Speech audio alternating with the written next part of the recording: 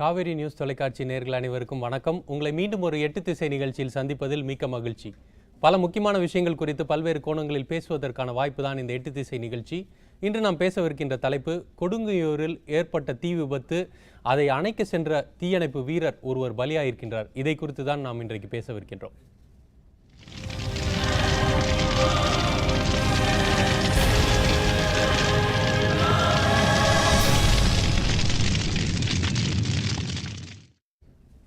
சென்னையில் தொடர்ச்சியான தீ விபத்துகள். சென்னை சில்க்ஸ் கட்டடம் தீப்பிடித்து எரிந்து அந்த 7 மாடி கட்டடம் இடிக்கப்பட்டது. அதைத் தொடர்ந்து கொடுங்கையூரில் தீ விபத்து ஏற்பட்டிருக்கின்றது. ஒரு சிறிய கடையில் ஏற்பட்ட தீயை அணைக்க சென்ற தீயணைப்பு வீரர் ஒருவர் பலியாயிருக்கின்றார். அவர் கூட சென்ற தீயணைப்பு வீரர்கள், காவல்துறையினர், அதை வேடிக்கை பார்த்த பொதுமக்கள் 30க்கும் மேற்பட்டவர்கள் காயமடைந்திருக்கின்றார்கள். இது பல்வேறு கேள்விகளை எழுப்பியிருக்கின்றது. தீயணைப்பு வீரர்களுக்கு சரியான பாதுகாப்பு உபகரணங்கள் அரசாங்கம் வழங்கியிருக்கின்றதா? சரியான பாதுகாப்பு பயிற்சி வழங்கியிருக்கின்றதா?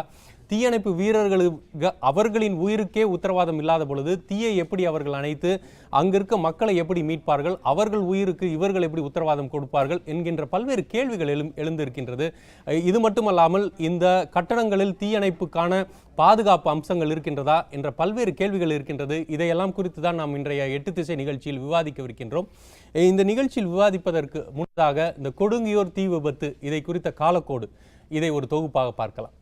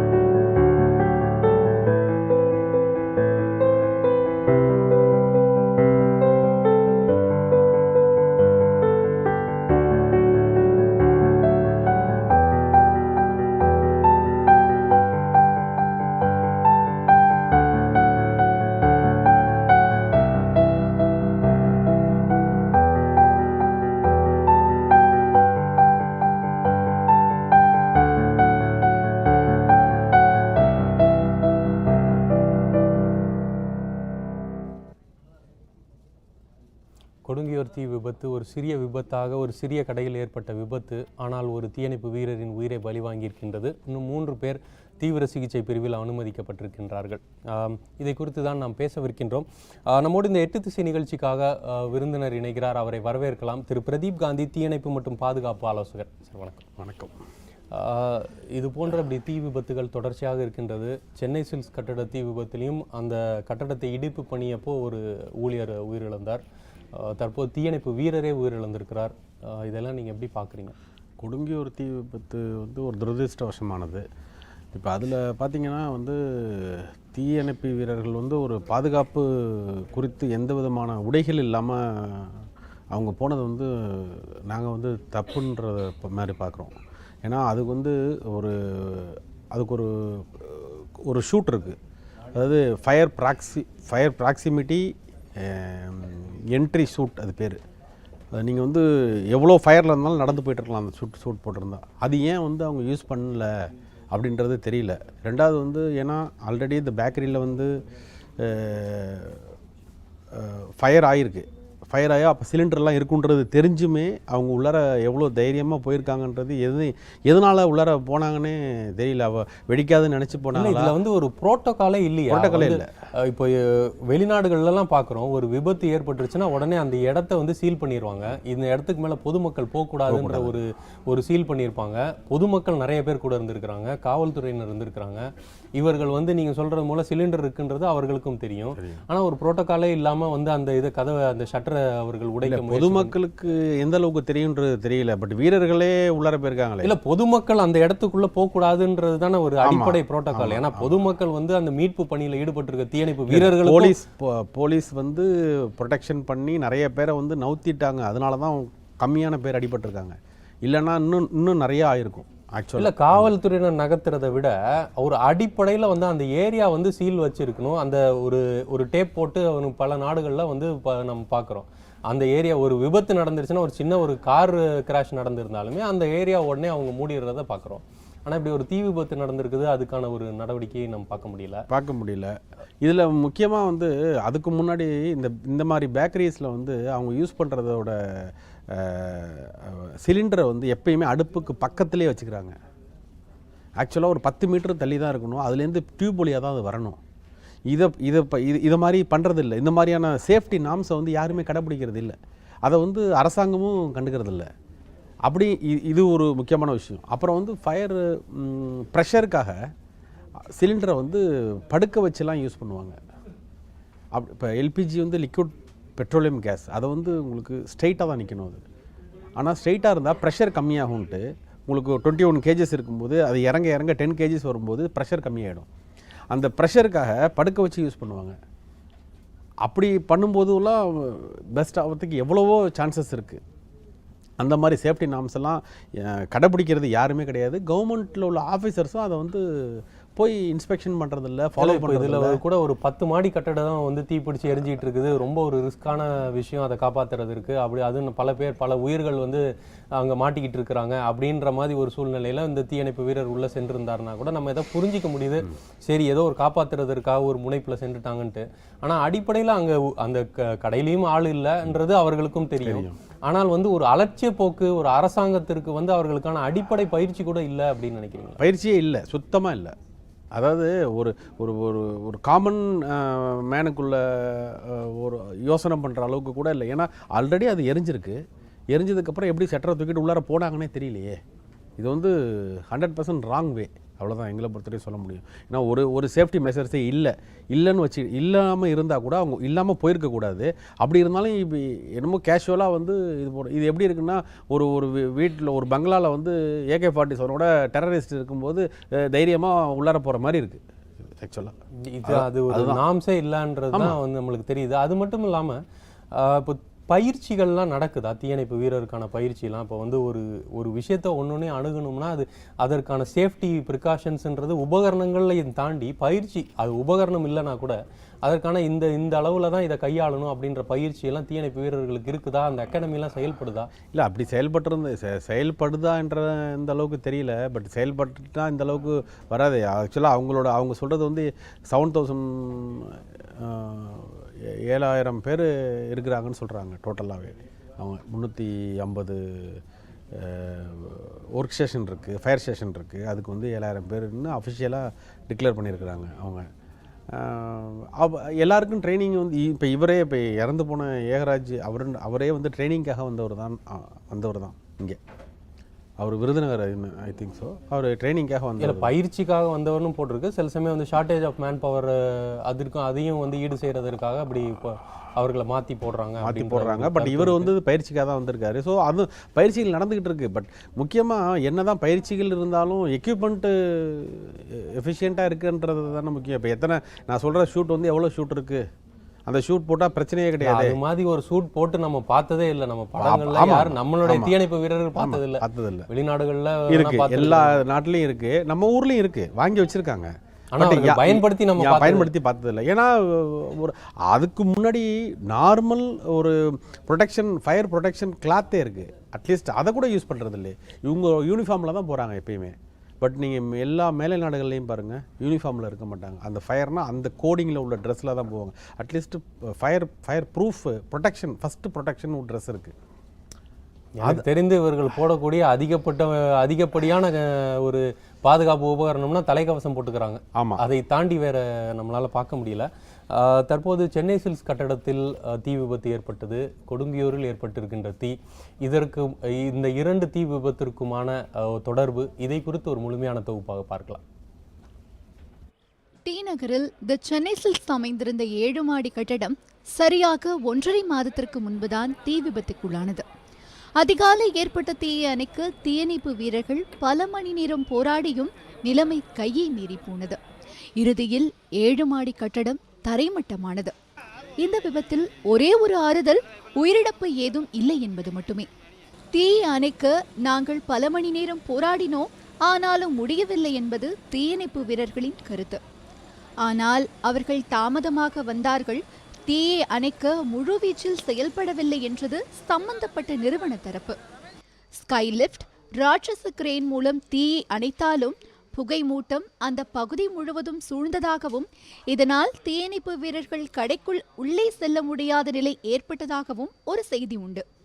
இருப்பினும் தீ விபத்து ஏற்பட்டால் மேற்கொள்ளப்பட வேண்டிய விஷயங்கள் எதுவும் அங்கு சரிவர இல்லை என்பதும், பாதுகாப்பு கருவிகள் எதுவும் முறையாக செயல்படவில்லை, விதிகளை மீறி கட்டப்பட்ட கட்டடங்கள் என சென்னை சில்க்ஸ் மீதான குற்றச்சாட்டு பட்டியல் சற்று நீளம்தான். அதே நேரம் தீயை அணைக்க தீயணைப்பு வீரர்கள் போராடினார்கள் என்பதில் மாற்று கருத்து எதுவும் இருக்க முடியாது. இது சென்னை சில்க்ஸ் கதை. இப்போது கொடுங்கையூர் பேக்கரி தீ விபத்துக்கு வருவோம். கடந்த சனிக்கிழமை இரவு 11 மணிக்கு இந்த விபத்து நிகழ்ந்துள்ளது. தீ விபத்து நடந்த சனிக்கிழமைக்கு முன்னதாக, அதாவது 4 நாட்களுக்கு முன்புதான் ஆனந்த் என்பவர் ஓம் முருகா ஹாட் சிப்ஸ் என்ற பெயரில் புதிய பேக்கரி ஒன்றை திறந்துள்ளார். விற்பனை முடிந்து கடை மூடப்பட்ட சிறிது நேரத்தில் கடையில் தீ விபத்து ஏற்பட்டுள்ளது. தீயை அணைக்கும் முயற்சியில் ஈடுபட்ட போது அதிகப்படியான தீஜ்வாலை தாக்கியதில் விருதுநகரைச் சேர்ந்த தீயணைப்பு வீரர் ஏகராஜ் படுகாயமடைந்தார். தொடர்ந்து தீயை கட்டுப்படுத்த முயற்சிகள் நடைபெற்ற போது அங்கு கூடிய ஏராளமானோர் எரியும் கடை முன் செல்ஃபி எடுக்க முயன்றுள்ளனர். போலீசார் விரட்டி எடுத்தும் பலர் முண்டியடித்து செல்ஃபி எடுத்ததாக சம்பவத்தை நேரில் பார்த்தவர்கள் கூறுகின்றனர். அப்போது யாரும் எதிர்பாராத வகையில் பேக்கரிக்குள் இருந்த எரிவாயு சிலிண்டர் வெடித்ததில் மீட்பு பணியில் இருந்த 8 பேர் மட்டுமின்றி செல்ஃபி எடுப்பதற்காக கடைமுன் குவிந்தவர்கள் பலரும் தீக்காயமடைந்தனர். ஒரு தீயணைப்பு வீரர் உயிரிழந்தார். எதிர்பாராத வகையில் தீ விபத்து ஏற்பட்டிருந்தாலும் இதில் பொதுமக்கள் காயமடைந்ததற்கு செல்ஃபி மோகமே காரணம் என காவல்துறையினர் குற்றம் சாட்டுகின்றனர். தமிழக தீயணைப்புத் துறையினரிடம் நவீன உபகரணங்கள் உள்ளது என்று பேரவையில் அமைச்சரே சொல்லியிருக்கிறார். ஆனால் சென்னை சில்க்ஸ் தொடங்கி கொடுங்கையூர் பேக்கரி தீ விபத்து வரை தீயணைப்புத் துறையின் செயல்பாடு குறித்து விமர்சனங்களும் எழாமல் இல்லை. பாதுகாப்பு குறைபாடா, உபகரணங்கள் பற்றாக்குறையா, அல்லது தீயணைப்பு உத்திகளில் செயல்படாத தன்மையா, இல்லை மக்களின் செல்ஃபி மோகமும் விழிப்புணர்வு குறைபாடும் காரணமா? சென்னை சில்க்ஸ் மற்றும் கொடுங்கையூர் தீ விபத்து ஒப்பீடு ஒரு தொகுப்பாக பார்த்தோம். திரு பிரதீப் காந்தி, இது போன்ற தீ விபத்துகள் தொடர்ச்சியாக நடந்து கொண்டு இருக்கின்றது. ஆனால் பாதுகாப்பு உபகரணங்கள்லாம் வாங்குகிறோம், ஆனால் நம்ம அதை பயன்படுத்தலை அப்படின்றதெல்லாம் நம்ம பார்த்தோம். பொதுமக்களுடைய அக்கறை எந்த அளவுக்கு இருக்கின்றது? நாம் இந்த செல்ஃபி எடுக்கிறதற்காக நிறைய பேர் போனதாக பார்க்குறோம். அது மட்டும் இல்லாமல் அதை நேரலையில் ஃபேஸ்புக் போன்ற சமூக வலைதளங்களும் நேரலையில் இது மாதிரி விபத்துகளை எடுக்கிறத நம்ம பார்க்குறோம். இவர்களுக்கான ஒரு ப்ரிகாஷன்றதற்கான விழிப்புணர்வே நம்மளுக்கு இருக்கிற மாதிரி தெரியல. இந்த விழிப்புணர்வெல்லாம் எந்த இடத்துலேருந்து ஏற்படுத்தணும்னு நினைக்கிறீங்க? பள்ளிக்கூடங்கள்ல இருந்தா, இல்லை பொதுமக்களுக்கு ஒரு தியேட்டருக்கு திரையரங்கு போனாலோ, இல்லை எங்கே போனாலும் முதல் இந்த மாதிரியான விழிப்புணர்வுலாம் ஏற்படுத்தணும்னு நினைக்கிறீங்க? ஸ்கூல் எஜுகேஷனில் ஸ்கூலில் கொண்டாந்துட்டாலே போதும். நீங்கள் ஏன்னா ஒரு 1st ஸ்டாண்டர்டோ 2nd ஸ்டாண்டர்டோ 5th ஸ்டாண்டர்டோ அந்த பையன் அவங்க பேரண்ட்ஸ்க்கு டீச் பண்ணிவிடுவான். நீங்கள் அது மட்டும்தான் பெஸ்ட்டு வே. நாங்கள் ஃபஸ்ட்லேருந்து சொல்லிகிட்டு இருக்கிறது அதுதான். இப்போ சென்னை சில்க்ஸ்லேயே கூட விதிகள் மீறப்பட்டிருக்கின்ற சென்னை சில்க்ஸ் மட்டும் கிடையாது, ஏராளமான பில்டிங் இருக்குது. ஏன்னா நம்ம நேஷ்னல் பில்டிங் கோடு படி நம்ம செயல்படுறதே இல்லை யாருமே. அது அரசும் கண்டுக்கிறதில்ல, அதிகாரிகளும் கண்டுக்கிறதில்ல. அப்போ பேக்கரியே வச்சுக்கிங்களேன். இப்போ ஒரு பேக்கரி இருக்குது, பேக்கரி எப்படி செயல்படணும், அதுக்கு ஒரு ஃபயர் எக்ஸிக்யூஷன் கூட அந்த இதில் கிடையாது. இது ஒன்று. ரெண்டாவது, ஒரே சிலிண்டரை வச்சு 4 லைன் யூஸ் பண்ணுறாங்க, 4 அடுப்பு அப்படி பண்ணக்கூடாது. அப்படி பண்ணும்போது லீக்கேஜஸ் வரும். நீங்கள் என்ன தான் காங்க்ரீட்டாக பண்ணாலும் அது இட்ஸ் ஒரு சிலிண்டருக்கு ஒரு பைப் தான் டைரெக்டாக ஒரு அடுப்பில் தான் இருக்கணும். பட் 4 அடுப்பு 5 அடுப்புன்னு மல்டி கனெக்ஷன்ஸ் கொடுக்கறதுனால விபத்து ஏற்படும். இதெல்லாம் கண்காணிக்கிறது யாருன்னே தெரியல யாருக்குமே முக்கியமாக. அப்புறம் இது அடுப்புக்கு பக்கத்தில் இருக்கக்கூடாது சிலிண்டரு. அது மாதிரி இந்த இதில் கூட பார்த்திங்கன்னா அன்றைக்கி நைட்டு ஏதோ பண்ணிட்டு போகும்போது ஃபுல் ஹீட்டில் தான் இருந்திருக்கு அந்த ஆயில். அதோட ஓவனும் ஆனில் இருந்திருக்கு. ஸோ அது மூலமாக ஷார்ட் சர்க்யூட் ஆனோன்னே டக்குன்னு ஃபயர் ஆகி இதாகிடுச்சு. இப்போ இதே சிலிண்டர் வந்து வேறு இடத்துல இருந்துருந்துச்சுன்னா இந்த விபத்து ஆகிருக்காது உங்களுக்கு. எப்பயுமே நாங்கள் இந்த நேஷ்னல் பில்டிங் கோட் சொல்கிற நாம்ஸ் படி பார்த்தீங்கன்னா அடுப்புக்கு பக்கத்தில் சிலிண்டர் இருக்கக்கூடாது, கமர்ஷியல் சிலிண்டரை பொறுத்த வரையும். ஏன்னா அவங்களாம் அதிகமான ப்ரெஷர் இருக்கக்கூடியதை யூஸ் பண்ணுறாங்க. ஆனால் இவங்க வந்து என்ன பண்ணுவாங்க, இது அப்போ அதுக்குன்னு தனியாக ஒரு சேம்பர் கட்டி சிலிண்டருக்கு தனியாக சேம்பர் கட்டி பின்னாடி இருக்கணும். எந்த இடத்துலையோ அந்த இடத்துக்கு பின்னாடி வந்து இருக்கணும், தனியாக இருக்கணும். சேம்பர் கட்டணுன்றது எக்ஸ்பென்சஸ்ன்னு நினச்சா கூட அட்லீஸ்ட் தூரமாக இருக்கணும். இல்லை பாதுகாப்புன்றதற்கு நம்ம வந்து அதை வந்து சேம்பர் கட்டணும் தான். சேம்பர் இல்லை அதான் செலவினமாக நினைக்கிது. இப்போ கவர்மெண்ட்டும் அப்படி தான் நினைக்கிது, பொதுமக்களும் அப்படி தான் நினைக்கிறாங்க, இப்போ ஓனர்ஸும் தான் நினைக்கிறாங்க. இப்போ அதுக்கு நான் ஏன் செலவு பண்ணணும் அப்படின்னா, இப்போ அதுக்கு செலவு பண்ணுனா தான் நம்ம பாதுகாப்பாகவே இருக்க முடியும். ஏன்னா இப்போ ஒரு சின்ன விஷயத்தினால இன்றைக்கி இப்போ 50 பேருக்கு மேலே பாதிக்கப்பட்டாங்க மினிமம். எவ்வளோ பொருள் சேதம், கவர்மெண்ட்டுக்கு லாஸு, எல்லா வகையிலும் எல்லாருக்குமே இடைஞ்சல் ஆகிடுச்சு. இப்போ ஒரு சின்ன விஷயம் இது தெரியும். ஒரே ஒரு சிலிண்டர் வெடிச்சது. இதே 100 சிலிண்டர் வச்சுருக்க பேக்கரிலாம் இருக்குது இதே சென்னையில். அப்போ அதெல்லாம் ஆனிச்சுன்னா என்ன ஆகும்? அது மாதிரியான இதுக்கு வந்து ரெகுலாரிட்டி எல்லாமே இருக்குது. எவ்ரி இயர் லைசன்ஸ் எடுக்கணும், எவ்ரி இயர் வந்து ஃபயர் எக்ஸ்டிங்விஷர் வந்து ரினியூவல் பண்ணணும், எல்லாமே இருக்குது. பட் இதை கண்காணிக்கிறது யாருன்னே தெரியாமல் இருக்குது இப்போ. ஆனால் அது கண்காணிப்பெல்லாம் வந்து இல்லாமல் அது பாட்டு கையெழுத்து வாங்கிட்டு பேப்பர் ஒர்க்காகவே போயிட்டுருக்கு. அவங்களும் அப்படியே கண்டினியூ பண்ணிகிட்டு இருக்கிறாங்க. அதுதான் வந்து இது மாதிரி சின்னது நடந்துகிட்டு இருக்குது. இது அரசாங்கமும் செய்ய வேண்டியது இருக்குன்றது, நாமும் வந்து நமக்கான விழிப்புணர்வும் இருக்கணும். இது பாதுகாப்பு சம்பந்தமான விஷயங்களில் விழிப்புணர்வு இருக்கணும் அப்படின்றது சொல்கிறீங்க. ஆமாம், இதுதான் இந்த எஜுகேஷன் வந்து ஸ்கூல் லெவல்லேருந்து ஸ்டார்ட் பண்ணணும்னு நாங்கள் வந்து 10 வருஷமாக நாங்கள் இதுக்காகவே ஸ்பெஷலாக சொல்லிக்கிட்டே கவர்மெண்ட்டே வலியுறுத்திட்டு இருக்கோம். ஏன்னா ஸ்கூல் லெவல்லேருந்து பண்ணினா தான் இது வந்து ஆகுமே ஒழிய நீங்கள் தேட்டரில் போய் நீங்கள் சொன்னீங்களாலோ வேறு எந்த இடத்துல பப்ளிக்கில் நின்று சொன்னாங்களோ காதில் வாங்கிட்டு போயிட்டே இருப்பாங்க. ஸ்கூல்லேருந்து பண்ணால் தான் அந்த பையன் வந்து அப்பாவுக்கு டீச் பண்ணுவான். அப்போ தான் அவர் கேட்பார். ஸோ இதெல்லாம் அந்த ஜென்ரேஷன் நல்லாயிருக்கும். அட்லீஸ்ட் அடுத்த ஜென்ரேஷன் நல்லாயிருக்கும். சரி, இதில் ஃபயர் ரெசிஸ்டன்ட் சிஸ்டம்ஸ் எல்லாம் வந்து இப்போ அந்த ஒருவேளை கடையில் இருந்திருந்தால் ஒருவேளை இதை தடுத்திருக்க முடியும். இந்த வாட்டர் ஸ்ப்ரிங்க்லர் போன்ற விஷயங்கள், அது போன்ற விஷயங்கள்லாம் இருந்து இவ்வளோ சின்ன கடையில் வந்து அதெல்லாம் பண்ண மாட்டாங்க. அது பண்ணணும்னு நெசசிட்டி கிடையாது. நீங்கள் வந்து சிலிண்டர் தூக்கி அங்கே வச்சுருந்தாலே போதும். அதுக்கு நீங்கள் சொல்கிற ஃபயர் ஸ்ப்ரிங்க்லரு, ஹைட்ரண்ட் இதெல்லாம் வந்து பெரிய மாலுக்கு இல்லை ஒரு 3 floors 2 floors இந்த மாதிரி இடத்துக்கு தான் வந்து அது வந்து தேவை. அப்போ சிறிய கடைகளில் நாம்ஸ் படியே தேவை கிடையாது. நாம்ஸ் படியே தேவை கிடையாது, ஸ்ப்ரிங்க்லர் தேவை கிடையாது. பட் ஃபயர் எக்ஸ்டிங்விஷர் வச்சுருக்கணும். எக்ஸ்டிங்விஷர் வச்சிருந்தாலும் உள்ளுக்குள்ள ஆள் இருந்தால் தானே அதை வைத்து. அதுதான் சொல்கிறேன். அந்த கேஸ் சிலிண்டர் நீங்கள் அங்கே வைக்கக்கூடாது தானே. நீங்கள் அங்கே வச்சிங்கன்னா தானே நீங்கள் ஒன்று நுழைய முடியாது. வைக்கலண்ணா பிரச்சனை இல்லையே. இப்போ எலக்ட்ரிக்கல் ஷார்ட் சர்க்யூட் ஆகும். சிலிண்டர் நீங்கள் வெளில வச்சிட்டிங்கன்னா பேக்கரியும் ஒன்று தான், ஒரு ஆஃபீஸும் ஒன்று தான். என்ன அங்கே நெருப்பு எரியும், அவ்வளோதான். பட் நெருப்போட பற்றக்கூடியது எதுவும் பக்கத்தில் இருக்காது. பக்கத்தில் சிலிண்டரை வச்சுக்கிட்டு நீங்கள் அவ்வளோ பெரிய அடுப்பு வரிசையாக 4 அடுப்பு வச்சுருக்கீங்கன்னா எது வேணாலும் ஆகலாம்ல. அதுவும் என்ன பண்ணுவாங்க, பேக்கரி இந்த மாதிரி ஹோட்டலில் யூஸ் பண்ணுறவங்கலாம் படுக்க வச்சு யூஸ் பண்ணுவாங்க. அப்படியும் அதுக்கப்புறம் என்ன பண்ணுவாங்க, ஹீட் பண்ணுவாங்க. வாட்டரை ஹீட் பண்ணி ஹீட்டர் மேலே சிலிண்டரை வைப்பாங்க. அந்த பாயில்டு வாட்டர் மேலே சிலிண்டர் வச்சு இந்த டெம்பரேச்சர் ஆகி ஃபாஸ்ட்டாக கொடுக்கும் அவங்களுக்கு நெருப்பு. அந்த ஸ்பீட் ஆஃப் ஃபயர் அவங்க கடைசி இருக்கிற அந்த வரைக்கும் அவங்க பயன்படுத்தும். அப்போ இதெல்லாம் வந்து பண்ணவே கூடாது. நீங்கள் வந்து ஜஸ்ட்டு கூகுளில் வந்து மிஸ்யூஸ் ஆஃப் எல்பிஜின்னு போட்டாலே உங்களுக்கு ஃபுல்லாக பிக்சர் போட்டு காட்டும். கமர்ஷியல் சிலிண்டருக்கும் இப்போ நம்ம டொமஸ்டிக் சிலிண்டருக்குமான வித்தியாசங்கள் என்ன இருக்குது? நாம் பார்க்குறோம் கமர்ஷியல் சிலிண்டருக்கு வெயிட் வித்தியாசம் இருக்குது, சைஸ் வித்தியாசம் இருக்குது, ப்ரெஷர் கூட இருக்கும், கொஞ்சம் இல்லை ப்ரெஷர் இருக்கும். அதுக்கான சேஃப்டி ஸ்டாண்டர்ட்ஸ்லாம் வந்து இந்த கமர்ஷியல் சிலிண்டர் வந்து டெலிவர் பண்ணுறது போதே அவர்கள் அதெல்லாம் செக் பண்ணுறாங்க. ஏன்னா நம்ம வீட்டுக்கு வாங்குற சிலிண்டராக இருக்கட்டும், அவர்கள் தான் வந்து டெலிவர் பண்ணணும், அவர்கள் தான் வந்து அதை வந்து பொருத்தி கொடுத்துட்டு போகணுன்றது அவர்களோட கடமையாக இருக்குது, சிலிண்டர் டெலிவர் பண்ணுறவங்களோட கடமையாக இருக்குது. இது மாதிரி கமர்ஷியல் சிலிண்டர்ஸ்க்கு அந்த மாதிரியான நாம்ஸ் இருக்குதா? இல்லை அப்படி கிடையாது. அதுதான் சொல்கிறேன். அந்த கமர்ஷியல் சிலிண்டர் வந்து அவங்க டெலிவரி பண்ணிட்டு போயிடுவாங்க. அதுக்கு ஒரு கோடவுனில் தான் டெலிவரி பண்ணிட்டு போவாங்க அவங்க. ஆனால் இன்றைக்கி என்ன பண்ணுறாங்க, இது கடைக்குள்ளரே வர்றதுனால தானே பிரச்சனை. நீங்கள் இதே அதை செப்பரேட் பண்ணியிருந்தீங்கன்னா பிரச்சனையே கிடையாது. இல்லை அதான் இப்போ டெலிவர் பண்ணும்போது அது மாதிரியான தனி சேம்பரோ இல்லை அதற்கான தனி இடமோ இருந்தால் மட்டும்தான் டெலிவர் பண்ணுன்ற வாய்ப்பு கொடுத்துட்டா அவர்கள் அங்கே தானே டெலிவர் பண்ண முடியும். ஆமாம், அதை யார் பண்ணுறது? கவர்மெண்ட்டு தானே செய்யணும். கவர்மெண்ட் வந்து ரூல்ஸில் இருக்குது, பேப்பரில் இருக்குது, இப்படி தான் பண்ணணுன்ட்டு. பட் கடைப்பிடிக்கிறது இல்லை. ஆனால் இப்போ இன்னொரு விஷயம் இருக்குது, பேப்பரில் வந்து இப்போ சட்டத்தில் வந்து ரொம்ப கடுமையான சட்டங்களாக இருக்கிறனால அதை எதுவுமே கடைபிடிக்காமல் விட்டுருவோம். கடுமையான சட்டம் எது இருக்குது? இதை பொறுத்த கடுமையான சட்டமே இல்லை. இப்போ தீயணைப்பு தீ பற்றுறதுலேருந்து பாதுகாப்புன்னு பார்த்தீங்கன்னா நம்மளுக்கு சட்டங்கள் வந்து நிச்சயமாக நல்ல சட்டங்கள் தான் இருக்குது.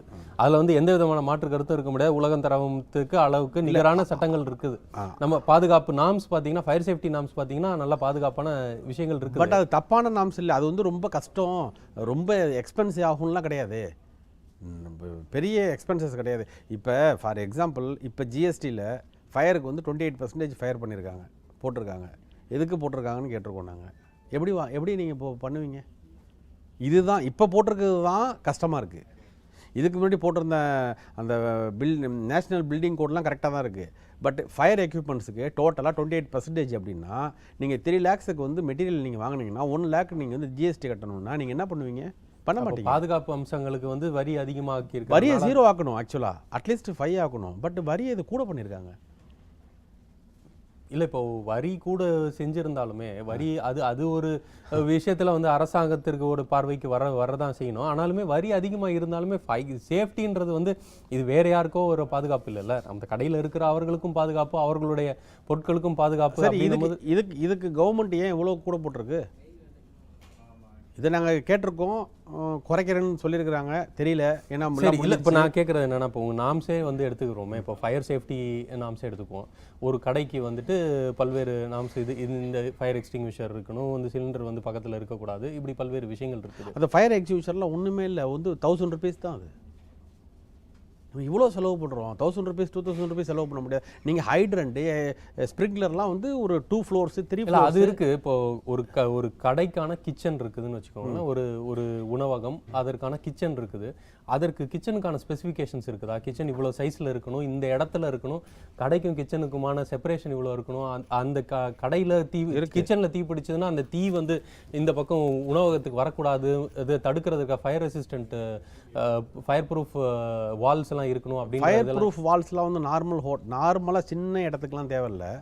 ஏன்னா அந்த அளவுக்கு வந்து வராது. இவங்க சிலிண்டரை தூக்கி அவாய்ட் பண்ணிட்டாலே இந்த ஃபயர்ன்ற பிரச்சனைக்கு 99% அங்கே பிளாக் ஆகிடுது. நீங்கள் சிலிண்டரை செப்பரேட் பண்ணாலே போதும். இல்லை சிலிண்டர் பட் இவங்க 10க்கு 10 இடத்துல இல்லை 5க்கு 5 இடத்துல வந்து ஒரு பேக்கரி வைக்கிறேன்னு வச்சாங்கன்னா அதை எப்படி அப்ரூவல் கொடுக்குறாங்க? அதுதானே பிரச்சனை. இப்போ இடமே இல்லை, அங்கே எப்படி அவன் சிலிண்டரை தனியாக தூக்கி வைப்பாங்க? அது அப்ரூவல் கொடுக்குறது யார்? அதை பேன் பண்ணணும். அப்போ சிறிய இடங்கள்ல முதல்ல அப்ரூவல் கொடுக்கறதுக்கான வாய்ப்பே இருக்கணும். சென்னை சில்ஸ்ல என்ன ஆச்சு? டோட்டலாக ஃபயர் இன்ஜினே உள்ளார வர முடியல. 21 மீட்டர், அது 15 மீட்டருக்கு மேலே போனீங்கன்னா சுற்றி வந்து 6 மீட்டர் வந்து. சென்னைன்ற நகரம் வந்து ஒரு திட்டமிட்டு கட்டப்பட்ட நகரம் இல்லை. அது தானாக விரிவடைஞ்சிட்டு போயிடுச்சு. அதில் தவறுகள் வந்து தொடக்க காலத்திலேருந்தே தவறுகள் இருக்கு. அதனால வந்து குறுகியலான இல்லை, அதை கொஞ்சமாவது சரி பண்ணலாம்ல.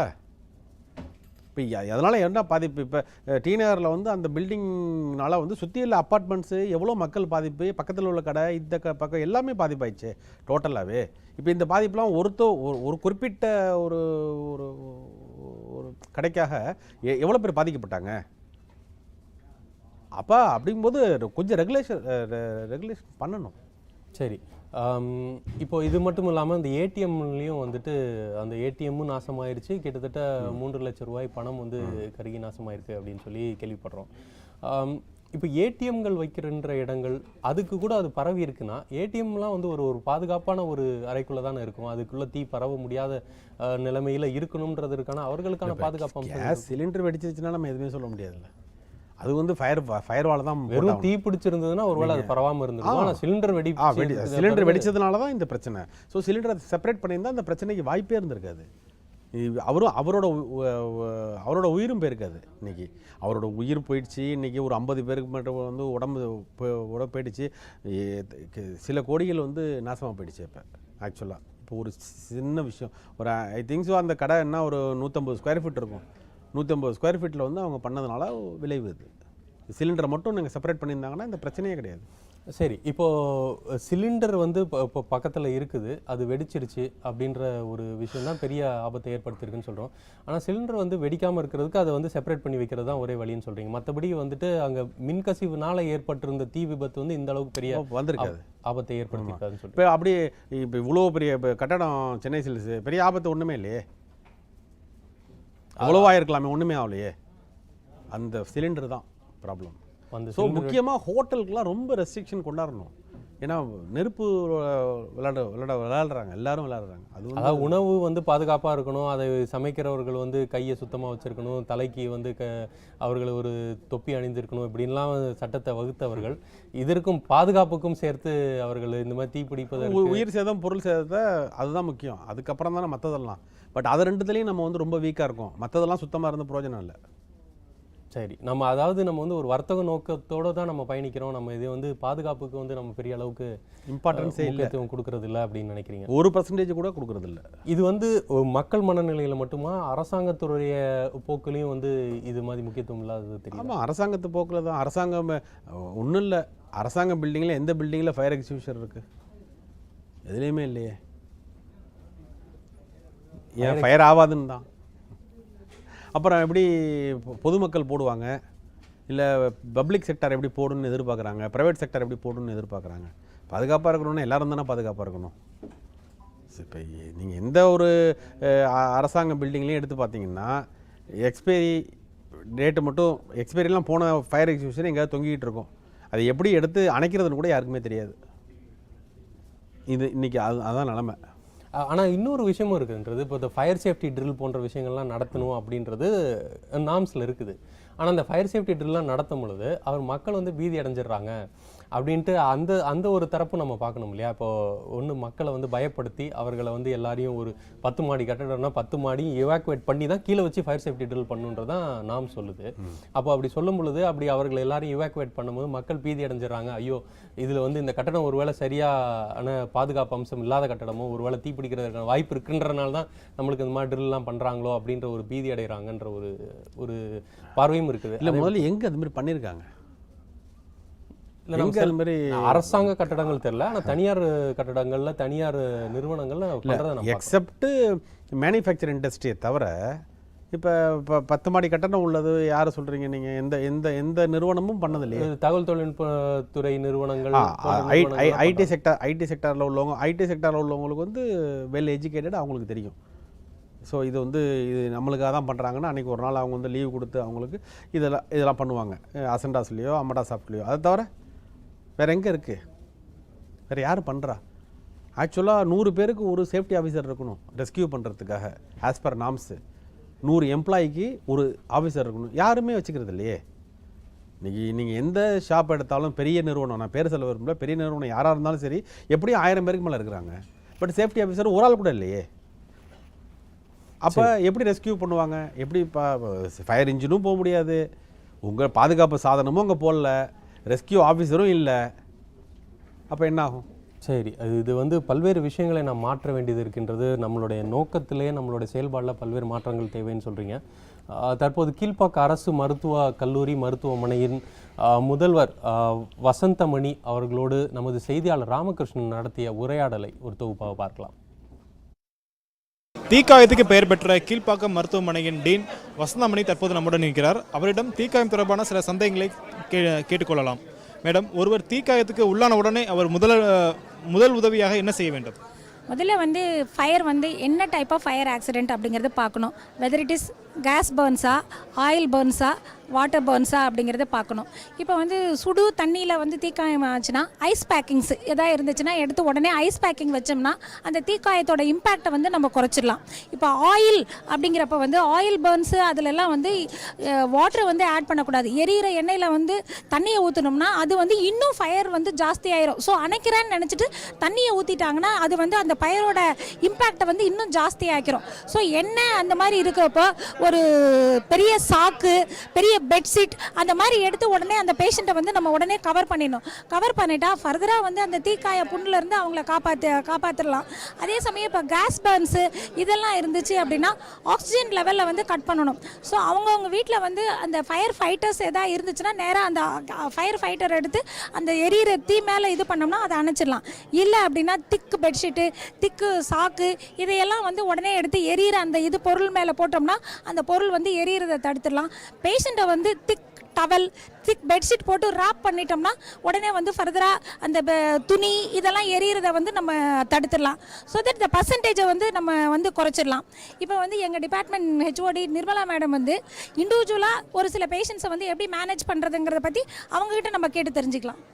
மேடம், இப்போ கொடுங்கையூர் தீ விபத்தில் பாதிக்கப்பட்டவங்களுக்கு அவங்களுக்கு எந்த மாதிரியான தீக்காயத்தால் அவங்க பாதிக்கப்பட்டிருக்காங்க, அந்த தீக்காயின் தன்மை, இங்கே அளிக்கப்படும் சிகிச்சை பற்றி சொல்லுங்கள்.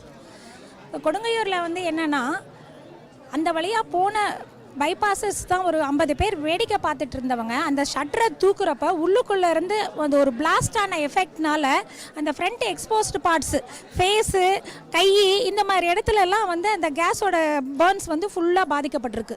முக்கியமாக முகம் அந்த மாதிரி இடத்துல மட்டும் பாதிக்கப்பட்டிருக்கு. ஸோ இந்த முகத்தில் பாதிப்பு இருக்கிறதுனால வந்து அவங்களால ஒரு சிலருக்கு வந்து சாப்பிட்றதுக்கும் மூச்சு விடுறதுக்கும் கொஞ்சம் ப்ராப்ளம் இருக்குது. ஸோ அவங்களுக்கெல்லாம் அதுக்கு பதிலாக வந்து நாங்கள் ஐவி ஃப்ளூயிட்ஸ் வழியாக, குளுக்கோஸ் வழியாக ஆகாரம் இதெல்லாம் செலுத்திட்டு இருக்கிறோம்.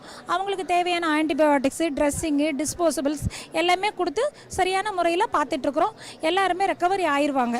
இந்த தீக்காயம் தன்மை வந்து 45% அதிகமாக இருந்தால் கடுமையான தீக்காயம், அவங்க வந்து பிழைப்பது கஷ்டம் அந்த மாதிரிலாம் சொல்கிறாங்க. இதை பற்றி என்ன நினைக்கிறீங்க? பர்சன்டேஜ் ஆஃப் பர்ன்ஸ் வந்து பிழைக்கிறதுக்கும் மார்ட்டாலிட்டிக்கும் சரியான ஒரு இது இருந்தால் கூட நம்ம வந்து சரியான கவனிச்சிக்கிட்டு இருந்தோம்னா மேக்ஸிமம் அந்த மார்ட்டாலிட்டியை ப்ரிவெண்ட் பண்ணுறதுக்கு வாய்ப்புகள் இருக்குது. ஸோ இன்ஃபெக்ஷன் ஆகாமல் அவங்களுக்கு தேவையான ஹைட்ரேஷன் இதையெல்லாம் நம்ம அடிக்குவேட் லெவலில் பார்த்துட்டு இருந்தோம்னா நம்ம வந்து மேக்ஸிமம் வந்து மார்ட்டாலிட்டியை குறைக்கலாம். 90% பர்ன்ஸ் கூட பொழைக்கிறதுக்கு வாய்ப்பு இருக்குது. 80% பர்ன்ஸ் கூட பொழைச்சிருக்கிறாங்க. அதனால் வந்து பர்சன்டேஜ் ஆஃப் பர்ன்ஸை வச்சு கண்டிப்பாக இந்த பர்சன்ட்டுக்கு மேலே இருந்தாங்கன்னா இவங்க பொழைப்பிக்கிறதுக்கு வாய்ப்பு இல்லைன்னு சொல்ல முடியாது. நம்ம எந்த அளவுக்கு கவனிக்கிறோமோ அந்த அளவுக்கு வந்து மார்ட்டாலிட்டியை குறைக்கலாம். அதாவது 90% காயம் இருந்தால் கூட காயம்பட்டவர்கள் பிழைப்பதற்கான வாய்ப்புகள் இருக்கிறது என்று கீழ்ப்பாக்கம் மருத்துவமனையின் டீன் வசந்தாமணி நம்முடன் தெரிவித்திருக்கிறார். ஒளிப்பதிவாளர் பிரீத்தியுடன் ராமகிருஷ்ணா, காவேரி நியூஸ், சென்னை. மருத்துவமனையில் மேற்கொள்ளப்படுகின்ற சிகிச்சைகள் குறித்து நமது செய்தியாளர் ராமகிருஷ்ணன் அங்குள்ள டீனோடு ஒரு உரையாடல் நடத்தினார். திரு பிரதீப் காந்தி, இப்போ மருத்துவமனைகளில் இப்போ ப்ரெஷர் இப்போ அதிகமாக இருக்கும். ஏன்னா அவர்கள் வந்து பெரும்பாலும் அரசு மருத்துவமனைக்கு தான் கொண்டு செல்லப்பட்டிருக்கிறாங்க. 3 மருத்துவமனைக்கு கொண்டு செல்லப்பட்டிருக்கிறதா தகவல் வந்திருக்கின்றது. இப்போ அந்த மருத்துவமனைக்கான அங்கு நம்மளுக்கு இந்த தீக்காயங்களை அவர்களுக்கு வைத்தியம் பார்க்கறதற்கு, மருத்துவம் செய்கிறதற்கான அம்சங்கள்லாம் நல்லா சிறப்பாக செயல்பட்டுக்கிட்டு இருக்குதா? அது மருத்துவமனைகள் எந்த அளவுக்கு எக்யூப்டாக இருக்குது? மருத்துவமனைகள்லாம் வந்து ஃபுல் எக்யூப்டாக இருக்குது. அதெல்லாம் ஒன்றும் ப்ராப்ளம் இல்லை. அந்தளவுக்கு எந்த அளவுக்கு நான் ஏன்னா மோர் தென் 85%லாம் அவங்க வந்து சரி பண்ணியிருக்கிறாங்க. அதை பொறுத்தவரையும் எங்களுக்கு எந்த விதமான இதுவும் கிடையாது. அவங்க வந்து ஃபுல் அண்ட் இப்போ மருத்துவமனைகள்லாம் அவர்கள் வந்து தேவையான உபகரணங்களோடு தான் அவர்கள் இருக்கிறாங்க. அதை வந்து ஹேண்டில் பண்ணுறதுக்கான பிரச்சனை இல்லை. ஆனால் அடிப்படையில் நம்ம தடுப்பு நடவடிக்கைகளை தான் நம்ம வந்து ரொம்ப விபத்துங்கிறது வந்து எதிர்பாராதமாக நடக்கிறது. அதை வந்து நம்ம வந்து நடக்குது. பட் அதுக்கு நம்மளே சான்சஸ் நிறைய கொடுக்குறோம். 90% நம்ம வந்து உருவாக்கி கொடுக்குறோம். அதனால தான் தொடர்ச்சி அந்த மாதிரிலாம் வந்துக்கிட்டே இருக்குது. வரும்போது நம்ம அடுத்தடுத்த ஃபயர் வர்றதுனால பழசெல்லாம் மறந்துகிட்டே போயிட்டுருக்கோம். அவ்வளோதான். சரி, இன்னொரு முக்கியமான விஷயம், இந்த தீ பிடிக்கிறதுக்கான காரணம் வந்து மின்கசிவு, எலக்ட்ரிக்கல் ஷார்ட் சர்க்கியூட் தான் அதிகமான ஒரு காரணமாக சொல்லப்படுது. இது உண்மையிலேயே வந்து கண்டறிஞ்சு சொல்கிறாங்களா, இல்லை எந்த ஒரு இது எடுத்துக்கிட்டாலும் இது எலக்ட்ரிக்கல் ஷார்ட் சர்க்கியூட்டாக இருக்குன்னு சொல்லிடுறாங்களா? இல்லை, இப்போ எலக்ட்ரிக்கல் ஷார்ட் சர்க்கியூட்டில் தான் நிறையா வருது. அதுக்கும் முக்கியமாக ஃபயர் ரெசிஸ்டன்ஸ் ஒயரை யூஸ் பண்ணுறதில்ல இருக்குது. கொஞ்சம் காஸ்ட்லி. இல்லை, அதை ஏன் அரசாங்கம் கட்டாயமாக்கக்கூடாது? அரசாங்கத்தில் தான் கேட்கணும். கண்டிப்பாக பண்ணணும். அதெல்லாம் அப்படி பண்ணுனா வந்து ரொம்ப ட்ரபிள் ஃப்ரீயாக இருக்கலாம். ஏன்னா நம்ம வந்து ஒரு 5 ஃப்ளோர் 6 ஃப்ளோர்லேயே இந்த பிரச்சனை வருது. இப்போ மேலை நாடுகளெல்லாம் பார்த்திங்கன்னா 50 ஃப்ளோர் 100 ஃப்ளோர்லாம் பண்ணியிருக்காங்க. இப்போ என்ன பெரிய விபத்து வந்துடுது அங்கே? அதே ஒயரிங்கில் தானே இருக்குது. அதுவும் ஒயர்லெஸ்ஸாக அவங்க யூஸ் பண்ணுறாங்க. பட் எல்லாத்துலேயும் ஒரு நாம்ஸ் வச்சுருக்காங்க. இப்படி தான் பண்ணணும்னா அதுதான் பண்ணணும், அதுதான் அலோடு. அது எவ்வளோ இருந்தாலும் சரி, இந்த தகுதி இருந்ததுன்னா நீ அதை செய். இல்லைனா ஏன் நீ ஓப்பன் பண்ணுற ஒரு ஹோட்டலில்? உனக்கு தகுதி இருந்துச்சுன்னா தானே செய்ய போகிற. அப்போ நீ இந்த எக்யூப்டு வச்சு நீ செய்யு. இல்லை அது போன்ற கடுமையான நடவடிக்கைகள் எடுக்கணும். நம்ம வந்து எடுத்து தான் ஆகணும்.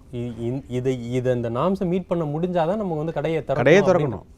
அப்படி தான் நீங்கள் கொண்டாடணும். இந்த இந்த இந்த நாம்ஸ் படி நீங்கள் பண்ண. சரி, இப்போ ஒரு தீ விபத்து நடந்திருக்குது. சென்னை சில்க்ஸில் வந்து தீ விபத்து நடந்தது. ஒரு 7 மாடி கட்டடத்தை இடிச்சாங்க. அந்த இடத்துல இருக்க பெரிய அளவுக்கு வணிகம் பாதிக்கப்பட்டது. அங்கே இருந்த மக்கள், அங்கே குடியிருந்த மக்கள் அவர்கள் வெளியேற்றப்பட்டாங்க. ரொம்ப நாள் அதை இடிக்கிற வேலைகள் நடந்தது. அந்த குப்பைகள் அகற்றப்பட்டு கொண்டே இருக்கின்றது. அது வந்து சுற்றுச்சூழல் மாசு ஏற்பட்டிருக்கு. இவ்வளோ விஷயம் நடந்திருக்கு. இப்போ இதற்கு வந்து அந்த கட்டடத்திற்கு அனுமதி கொடுத்த ஒரு அதிகாரியோ, அந்த ஃபயர் சேஃப்டி ஆஃபீஸரோ, இவர்களுக்கெல்லாம் என்ன விதமான பொறுப்பு கொடுத்து என்ன மாதிரி ரெஸ்பான்சிபிலிட்டி ஃபிக்ஸ் பண்ணியிருக்காங்க? என்ன மாதிரியான இல்லை, அதை தான் மறந்துட்டு நம்ம அடுத்தது போயிட்டோமே. அதை யார் இன்னைக்கு பேசுகிறா? சுத்தமாக மறந்தாச்சு, அவ்வளோதான். ஒன்றுமே இல்லை. பாதிக்கப்பட்டவங்க தான். இழப்பு தான். பட் எந்த விதமான ஆக்ஷன் எதுவுமே எடுக்கலையே. இல்லை, இது இதுக்கப்புறம் வந்து இப்படி தான் நீங்கள் பண்ணணும்னு ஒரு ரூல்ஸ் கொண்டாடல. நம்மளுக்கு என்னன்னா அடுத்த இல்லை, புதுசாக சட்டத்தை கொண்டு வரணுன்ற அவசியம். ஆனால் புதுசாக பிரச்சனை வர்றதுனால நம்ம மறந்துடுறோம். பழசெல்லாம் கவர்மெண்ட்டும் மறந்துடுது, விட்டுறது. இப்போ இதுக்காக ஒன்றுமே பண்ணலையே. புதுசாக பிரச்சனைகள்னா புதுசாக பாடங்கள் படிக்கிறதை விட சரி, அது பழசை மறக்கிறதுக்கான ஒரு வாய்ப்பாக பயன்படுத்தி அப்படி தான் போகுது. நாங்கள் இப்போ இல்லை, நாங்கள் அப்போலேயும் சொல்லிட்டு இருக்கோம். இப்போ நேற்று தான் ஆக்சுவலாக கும்பகோணம் தீ விபத்தோட 13வது வருஷம் முடிஞ்சுது ஆக்சுவலாக. அப்போ அது 100 பேர் இறந்ததுனால தான் இன்றைக்கி வந்து கூரைக்கொட்டாயிலேருந்து சிமெண்ட் காங்கிரீட்டுக்கு வந்திருக்கு. அப்போ அவ்வளோ இறந்தால் தான் செய்வாங்களான்னு தெரியல. இப்போ ஒருத்தவங்க 2 பேர் இறக்குறதுனால செய்ய மாட்டுறாங்களான்னு தெரியல. ஏன்னா சரவணா ஸ்டோர்லேயே 2008 வந்து 2 பேர் இறந்தாங்க. பட்டு அதுக்கப்புறம் அது அப்போ கண்டினியூ ஆகிட்டு தான் இருக்குது. அப்போ உயிரிழப்பு 1, 2லாம் மதிப்பு இல்லை. அதிகமாக நடந்துச்சுன்னா மேபி 80 உயிர்கள் நடக்குமான்னு தான் தெரியல. அப்படி தான் இருக்குது. அப்போ அது நம்மளுடைய பழைய வரலாறை பார்த்தாங்கன்னா அரசாங்கம் வந்து அப்படி தான் இருக்குது. பெரிய விபத்து ஏற்பட்டால் நிறைய பேர் உயிரிழந்தால் கண்டிப்பாக செய்வாங்க அப்படின்ற நம்பிக்கை தான் எல்லா மனசுலேயும், எல்லா தட்ட மக்கள் மனசுலையும் இருக்குது. அப்போ அரசாங்கம் உறுதியாக எடுத்த நடவடிக்கைன்னா அந்த கும்பகோணம் தீ விபத்து 94 குழந்தைகள் இறந்ததுக்கான தான் ஒரு உறுதியான நடவடிக்கை பார்த்துருக்குறோம். 1-2 உயிரிழப்புகள் வந்து அரசாங்கம். அதுக்கப்புறம் எந்த விதமான இதுவுமே நம்மளோட அப்படியே கண்டினியூ ஆகிட்டு தான் இருக்கோம். பெரிய மாற்றங்கள் எதுவுமே பாதுகாப்பு சாதனத்தை பொறுத்தவரை எந்த விதமான மாற்றங்களும் இல்லைன்னு தான் நாங்கள் வந்து சொல்லுவோம். இப்போ பெரிய மாற்றங்கள் இல்லை. இப்போ அரசாங்கம் வந்து பல்வேறு நடவடிக்கைகளை எடுக்கணுன்றது இல்லை, மாற்று கருத்தில். இப்போ ஒருவேளை இப்போ இழப்பீடு, இந்த இறந்து போன தீயணைப்பு வீரருக்கு இழப்பீடு 13 லட்ச ரூபா அறிவிச்சிருக்காங்க. ஒருவேளை அரசாங்கம் வந்து இந்த இழப்பீடு அறிவிக்கிறதோடு அவர்கள் கடமை முடிஞ்சிருதுன்னு நினச்சிட்றாங்க.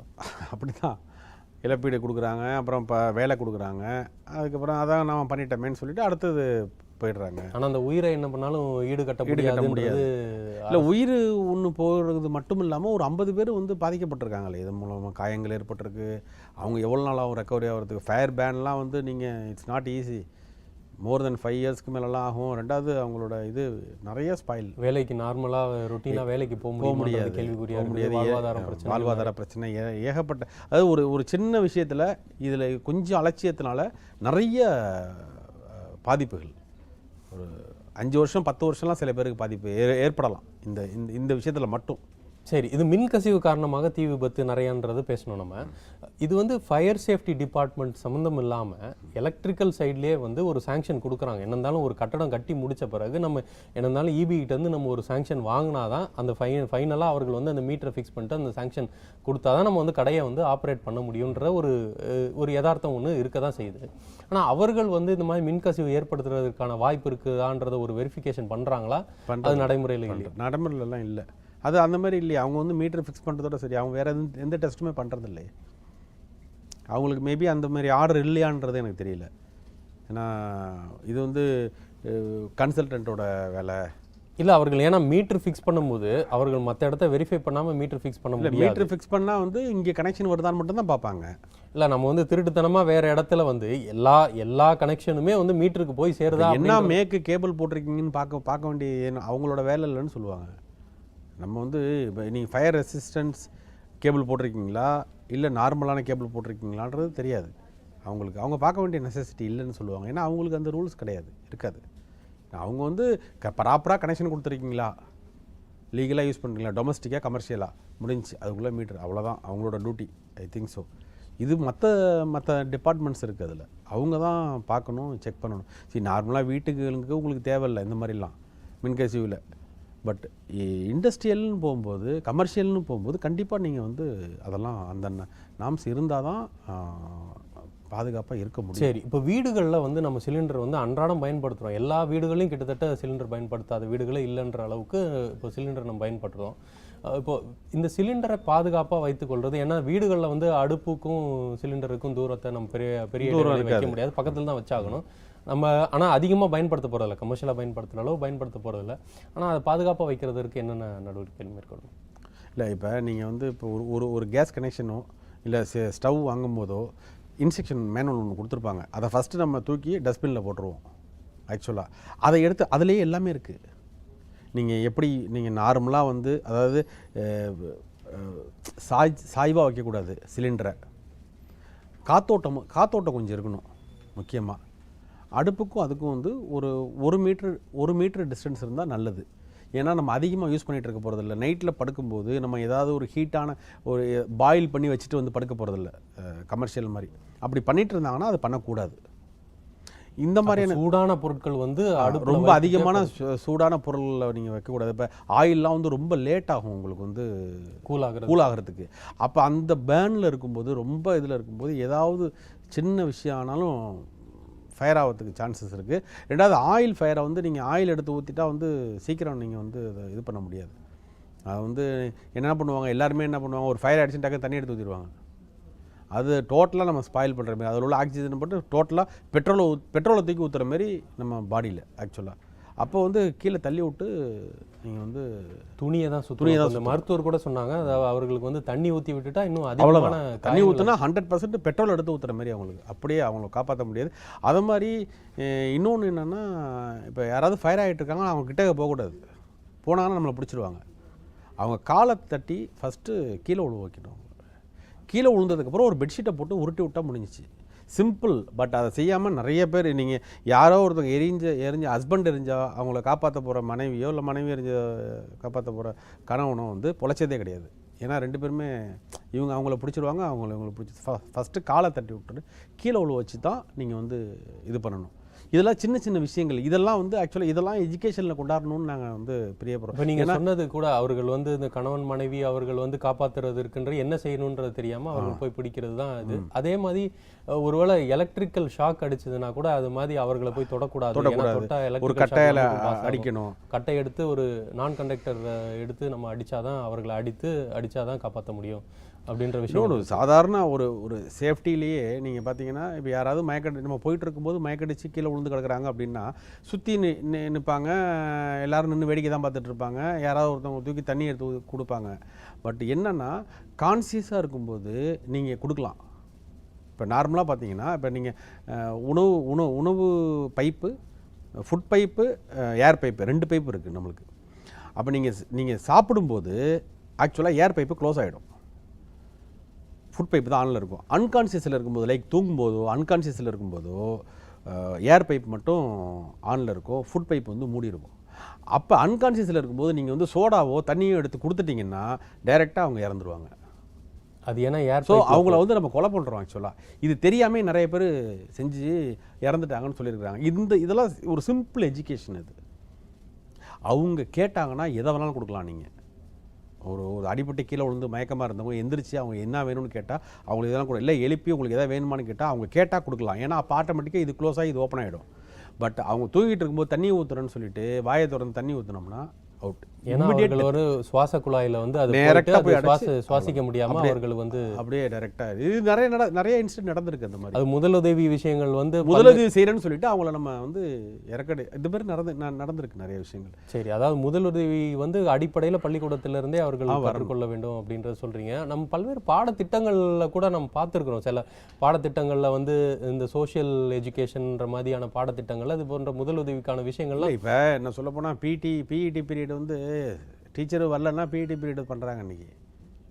அப்படி வச்சுக்கூடாது சேஃப்டியை. இது வந்து ஒரு முக்கியத்துவம் கொடுத்து இதுக்கு 100% நீங்கள் அதை பண்ணி ஆகணுன்ற மாதிரி கம்பல்ஷனில் கொண்டாடணும். அது சில விஷயங்களை எப்படி மேலை நாடுகளில் இருக்கோ எல்லா எஜுகேஷன்ஸ் இருக்கோ அந்த மாதிரி வந்து கம்பல்ஷனில் வந்து கொண்டாந்தால் தான் இது நல்ல முன்னேற்றம் இருக்கும். குழந்தைங்களும் வந்து அதை வந்து செய்து பார்க்கணும், அந்த பாதுகாப்பு உபகரணங்களை பயன்படுத்தி பார்க்கணும் அப்படின்றத அவர்கள் அங்கே அடிப்படையில் கொண்டு வரணும். இப்போ இந்த யோகா இதெல்லாம் கொண்டாந்துட்டு இருக்கிறாங்க ஸ்கூல்லலாம்.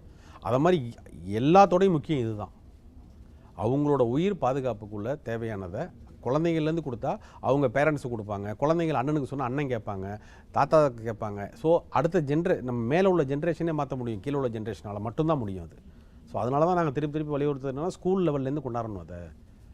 அது குழந்தைகள்லேருந்து அடிப்படையில் எடுத்து வரணுன்றது சொல்கிறீங்க. அது மட்டும் இல்லாமல் அரசாங்கம் வந்து சரியான கண்காணிப்பும் இருக்கணும். கண்டிப்பாக. அது மின்சாரத்துறையாக இருந்தாலும் சரி, தீயணைப்பு தடுப்பு பாதுகாப்பு இது போன்ற விஷயங்களாக இருந்தாலும் சரி, அவர்களும் வந்து கண்காணிப்பில் வந்து அவர்கள் ரொம்ப தீவிரம் காட்டணுன்றதை நீங்கள் வலியுறுத்திட்டு வரீங்க. அது மட்டும் இல்லாமல் அடுத்து அரசாங்கம் வந்து கட்டடங்களை முறைப்படுத்துறதுலையும் அவர்கள் வந்து கவனம் செலுத்தணுன்றது ஒன்று நிச்சயமாக மறுக்க முடியாத விஷயம். இப்போ தற்போது பல்வேறு கட்டடங்கள் இருக்குது. நம்ம எல்லாத்துலேயும் வந்து இப்போ முறைப்படுத்தணும்னு பார்த்தோம்னா சென்னையில் இருக்க பாதி கட்டடத்தை நம்ம இடிக்கிற மாதிரி வரும். இப்போ அந்த மாதிரி ஏற்கனவே கட்டப்பட்ட கட்டடங்களில் நம்ம இந்த தீயணைப்பு பாதுகாப்பு சாதனங்கள் நம்ம உருவாக்க முடியுமா? அதற்கு வாய்ப்பு உருவாக்கலாம். அட்லீஸ்ட்டு பாதுகாப்பு சாதனனாவது அங்கே ஏற்படுத்தணும். நம்ம இல்லை, இப்போ ஒரு ஃபயர் எக்ஸ்டிங்விஷர் வைக்கணும்னா வச்சிடலாம். ஃபயர் ஆனால் அடிப்படையில் ஒரு ஃபயர் ரெசிஸ்டன்ட் வால் கட்டணும்னா அது எப்படி செய்யும்? ஃபயர் ரெசிஸ்டன்ட் வால் வந்து கட்டலாம், ஃபயர் ஹைட்ரண்ட் பண்ணலாம். இல்லை, ஏற்கனவே இருக்கிற பில்டிங்கில் வந்து ஸ்ப்ரிங்க்லர், ஹைட்ரண்ட், ஃபயர் ரெசிஸ்டன்ட் வால் போன்ற விஷயங்களை வைக்க பண்ணலாம். 95% பண்ணலாம். ரொம்ப பில்டிங் டேமேஜாக இருந்தால் அது இடிச்சிட்டு கட்ட வேண்டியதான். மற்றபடி தாராளமாக பண்ணலாம். ரொம்ப பழைய கட்டடங்களாக இருந்தால் மட்டும்தான் கட்ட முடியாது. மற்றபடி இது மாதிரியான விஷயங்கள் செய்யலாம்னு சொல்கிறீங்க. இப்போ அரசாங்கம் வந்து அதை கூட ஒரு டிரைவாக எடுத்து பண்ணலாம் அப்படின்னு. ஆமாம், பண்ணணும்னு நினைக்கிறோம் நாங்கள். ஏன்னா இப்போ வந்து இன்ஸ்பெக்ஷன் போகணும் ஆக்சுவலாக. சரி, அடுத்தது வந்து தீயணைப்பு துறையை நவீனமயமாக்குதல் வந்துட்டு அதுவும் அவர்கள் வந்து தொடரணும் அப்படின்றது ஒரு மாற்று கருத்து இருக்க முடியாது. அவர்கள் ஒருவேளை பயிற்சிக்கு வெளிநாடுகள் போன்ற இடங்கள்லாம் போய் பயிற்சிக்கு அவர்கள் அனுப்பணுமா? இல்லை, ஏன்னா நம்மகிட்ட வந்து அவர்கள் அடிக்கடி பயிற்சிக்கு வர்றதை நம்ம பார்க்குறோம். சென்னைக்கு அடிக்கடி வர்றாங்க, அகாடமி இருக்குது, செயல்படுது. ஆனால் ஒருவேளை இது 10 மேலை நாடுகளில் எதுவும் போய் பயிற்சி எடுக்க வேண்டிய அப்படி இருக்க வேண்டிய நெசசிட்டி இருக்கிற மாதிரி எனக்கு தெரியல. இங்கேயே எல்லாமே நம்மளுக்கு வெல் எக்யூப்டாக தான் இருக்கும். அதை ரெகுலரேஷன் பண்ணால் வந்து நல்லாயிருக்கும். அதை ஒரு பீரியாடிக்கல் டைம் வச்சு இந்தந்த டயத்தில் இந்தந்த அவங்களுக்குள்ள எஜுகேஷன் கொடுத்து அவங்களுக்குள்ள ட்ரைனிங் கொடுத்து இம்ப்ரூவ் பண்ணலாம். ஒருவேளை இது ஒரு சிறிய கடை தான், அது ஒரு சின்ன தீ தானே அப்படின்றதுனால ஒரு அசால்ட்டாக இருந்துட்டு அவர்கள் வந்து பாதுகாப்பு உபகரணங்கள் பயன்படுத்தாமல் கூட இருந்துட்டாங்களோ அந்த ஒரு இது மாதிரி நடந்தது இல்லைல்ல. இப்போ இது ஃபஸ்ட்டு எல்லாமே ஃபஸ்ட்டுன்னு சொல்லுவாங்க. அப்போ அடுத்த வாட்டி என்ன பண்ணுவாங்க, அந்த பொருள் எங்கே இருக்குன்னு இப்போ தேடிட்டு இருப்பாங்க. இப்போ லைஃப் ஜாக்கெட்டே நம்மளுக்கு இப்போ ஒரு இன்சிடென்ட் நடந்ததுக்கப்புறம் தான் கொண்டாந்தாங்க லைஃப் ஜாக்கெட்டை வந்து இது மிலிட்ரிக்கெலாம். ஏன்னா லைஃப் ஜாக்கெட்லேயே நிறையா ப்ராப்ளம் நடந்துச்சு. அதனால அந்த மாதிரி வந்து இனிமே பாதுகாப்பாக இருப்பாங்க. இந்த மும்பை தீவிரவாத தாக்குதலுக்கு அப்புறம் தான் குண்டு துளைக்காத அது போன்ற விஷயங்கள் இப்போ வந்து திருப்ப வந்து ஃபயர் ரெசிஸ்டன்ட் இந்தியாவிலேயே ஒரு இழப்புக்கு அப்புறம் தான் நம்ம திருப்பி அதை சரி பண்ணுறோம். ஒரு இழப்பு, இந்த இழப்பு தான் கடைசி இழப்பாக இருக்கும்னு நம்ம நம்புவோம். இந்த நிகழ்ச்சி நிறைவுக்கு வந்திருக்கோம். உங்களுடைய பல்வேறு விஷயங்களை பேசுனீங்க. உங்களுடைய நிறைவு கருத்து, உடனடியாக அரசாங்கம் செய்ய வேண்டிய விஷயங்கள், பொதுமக்களையாகிய நாம் செய்ய வேண்டிய விஷயங்கள், பொதுமக்களையாகிய நாம் அரசாங்கத்திற்கு அழுத்தம் கொடுக்க வேண்டிய விஷயங்கள், உங்களுடைய நிறைவு கருத்தை பதிவு. பாதுகாப்பு சாதனத்தை பொறுத்தவரையும் முக்கியமாக வந்து எல்லாரும் வந்து கடைப்பிடிச்சி அதுக்கு வந்து முக்கியத்துவம் கொடுக்கணும்னு நாங்கள் இது மூலமாக கேட்டுக்கிறோம். அதுமாரி அரசாங்கத்தை வலியுறுத்துறது என்னென்னா, இதோட டேக்ஸேஷன்லாம் கம்மி பண்ணி எல்லாத்துக்கும் ரெகுலரேஷன் பண்ணி இதோட ஸ்ட்ரிக்டாக ஃபாலோ பண்ணி எல்லா இடத்துலையும் பாதுகாப்பு சாதனம் இருக்கான்றதை வந்து சோதனை பண்ணணும்னு நாங்கள் வந்து இதன் மூலமாக நான் வந்து ஒரு வேண்டுகோளாக வைக்கிறோம் அரசாங்கத்துக்கு. சரி, அரசாங்கத்திற்கான வேண்டுகோள் இருக்குது. பொதுமக்களாகிய நாம் நம்முடைய கடமையும் செய்யணுன்றதில் மாற்று கருத்து இல்லை. இந்த தீ அணைப்பு, பாதுகாப்பு, தடுப்பு இது போன்ற பல்வேறு விஷயங்களை விவாதித்தோம். இந்த கொடுங்கையூரில் ஏற்பட்டிருக்கின்ற தீ விபத்து ஒரு துரதிர்ஷ்டவசமான ஒரு விஷயமாக தான் இருக்கின்றது. ஒரு சிறிய கடையில் ஏற்பட்ட தீ விபத்து, அதில் மக்கள் அதில் மாட்டிக்கொள்ளவில்லை. ஆனாலும் அந்த தீயை அணைக்க சென்ற வீரர் ஒருவர் பலியாக இருக்கின்றார். அது ஒரு மிகப்பெரிய இழப்பு, ஒரு சோர்வான ஒரு விஷயமாக இருக்கின்றது. அரசாங்கம் கூடிய சீக்கிரம் இதிலிருந்து பாடத்தை கற்றுக்கொண்டு அரசாங்கம் இதற்கான செயல்பாடுகளில் ஈடுபடுவார்கள் என்று நாம் நம்புவோம். பொதுமக்களும் இது போன்ற விஷயங்களில் வேடிக்கை பார்ப்பதற்கு, செல்ஃபி எடுப்பதற்கு, அதை நேரலையில் சமூக வலைதளங்கள் நேரலை செய்வதற்கு போன்ற பல்வேறு விஷயங்களில் ஈடுபடும் பொழுது அந்த பாதுகாப்பு வீரர்கள், தீயணைப்பு வீரர்கள், காவல்துறையினர் அவர்கள் செய்கின்ற வேலைக்கு இடையூறாக இருக்கின்றது என்பதை பொதுமக்களும் அறிந்து கொள்ள வேண்டும். அவர்களுக்கான பாதுகாப்பும் இல்லாமல் இருக்கின்றது. பொதுமக்கள் பல்வேறு கிட்டத்தட்ட 30க்கும் மேற்பட்ட பொதுமக்கள் காயமடைந்ததை நாம் பார்க்கிறோம். இப்படி பல்வேறு விஷயங்கள் நமக்கு விழிப்புணர்வு என்பது ரொம்ப முக்கியமான விஷயமாக இருக்கின்றது. சட்டத்திட்ட சட்டதிட்டங்களை நாம் கடைபிடிக்க வேண்டும் என்பது ரொம்ப ஒரு முக்கியமான விஷயமாக இருக்கின்றது. இது போன்ற தீ விபத்துகள் நடப்பதை தடுப்போம். இது போன்ற தீயணைப்பு வீரர்களுக்கான பயிற்சிகளை அரசாங்கம் வழங்கும், அவர்களுக்கு தேவையான பாதுகாப்பு உபகரணங்களை வழங்கும் என்று நாம் நம்புவோம். இதுதான் 8 திசை நிகழ்ச்சியின் பார்வையமாக இருக்கின்றது. இந்த நிகழ்ச்சியில் கலந்து கொண்டு உங்கள் கருத்தை தெரிவித்த திரு பிரதீப் காந்தி, உங்களுக்கு வணக்கம். இந்த நிகழ்ச்சியை பார்த்த நேயர்கள் அனைவருக்கும் நன்றி நண்பர்களே. உங்களை மீண்டும் ஒரு நல்ல நிகழ்ச்சியில் சந்திக்கின்றேன். நன்றி, வணக்கம்.